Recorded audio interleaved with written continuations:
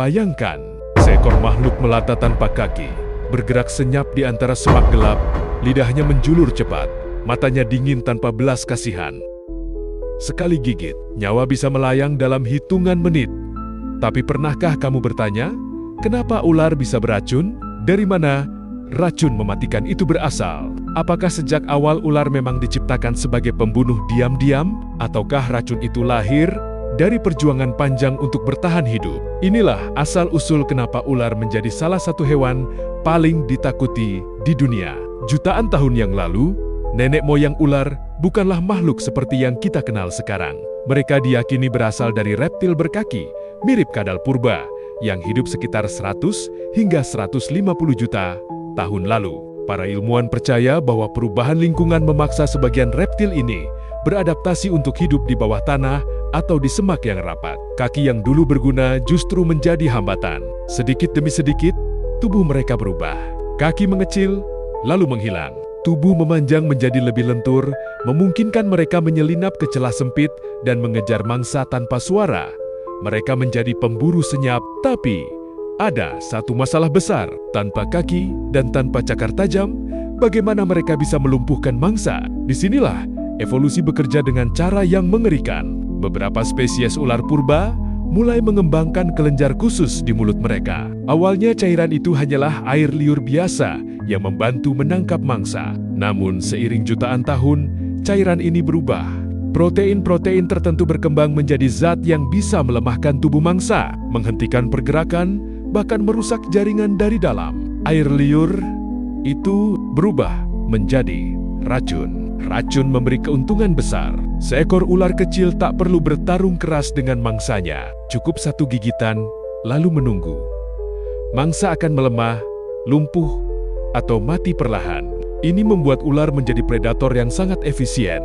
Beberapa ular mengembangkan racun yang menyerang saraf, disebut neurotoksin. Racun ini dapat melumpuhkan otot pernapasan, membuat korban sulit bernapas hingga akhirnya mati. Contohnya adalah kobra dan mamba hitam. Sebagian lainnya mengembangkan hemotoksin, racun yang menyerang darah dan jaringan tubuh. Gigitan ular viper bisa menyebabkan pembengkakan parah, pendarahan internal, bahkan kerusakan organ yang mengerikan. Ada juga sitotoksin, racun yang menghancurkan sel tubuh secara langsung, membuat daging membusuk dari dalam sangat lambat, sangat menyakitkan.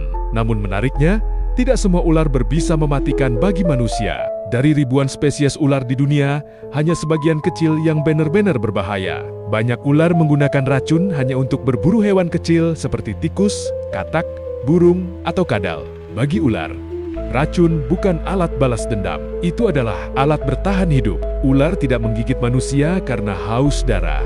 Mereka menyerang karena merasa terancam. Ketika manusia menginjak, mengganggu, atau terlalu dekat, ular hanya bereaksi seperti makhluk lain yang ingin selamat. Tapi ketakutan manusia terhadap ular sudah ada sejak ribuan tahun lalu. Dalam banyak budaya, ular dianggap simbol kematian, tipu daya, bahkan kutukan. Dalam mitologi kuno, ular sering digambarkan sebagai penjaga dunia bawah atau makhluk mistis yang membawa bencana. Bisa jadi karena racunnya yang tak terlihat namun mematikan secara perlahan. Ular terasa lebih menakutkan daripada predator besar seperti singa atau harimau. Seekor harimau menyerang dengan kekuatan, seekor ular menyerang dengan kesunyian. Dan justru itulah yang membuat manusia takut. Namun di balik terornya, racun ular juga membawa manfaat besar bagi manusia. Para ilmuwan mempelajari bisa ular untuk membuat obat-obatan modern. Beberapa obat tekanan darah, pengencer darah, hingga penelitian kanker berasal dari senyawa yang ditemukan dalam racun ular. Sesuatu yang mematikan justru bisa menyelamatkan kehidupan. Alam memang penuh paradoks. Semakin kita memahami ular, semakin jelas bahwa mereka bukan monster jahat, melainkan hasil sempurna dari evolusi yang panjang dan brutal. Mereka bertahan bukan karena kekejaman, tetapi karena kemampuan beradaptasi. Racun bukan kutukan. Racun adalah jawaban alam. Jawaban atas pertanyaan sederhana. Bagaimana cara bertahan hidup ketika tubuhmu tak punya kaki, tak punya cakar, dan dunia dipenuhi ancaman? Maka, lahirlah pemburu tanpa suara. Makhluk yang tak perlu berlari untuk membunuh. Cukup satu gigitan, dan semuanya selesai. Jadi, saat kamu melihat ular, Ingatlah yang kamu lihat, bukan sekadar hewan melata. Kamu sedang melihat hasil jutaan tahun evolusi. Makhluk yang mengubah kelemahan menjadi senjata paling mematikan.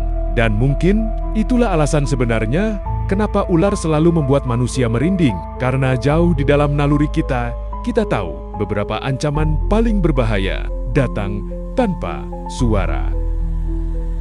Jika video ini bermanfaat, silahkan support. Terima kasih, sampai jumpa.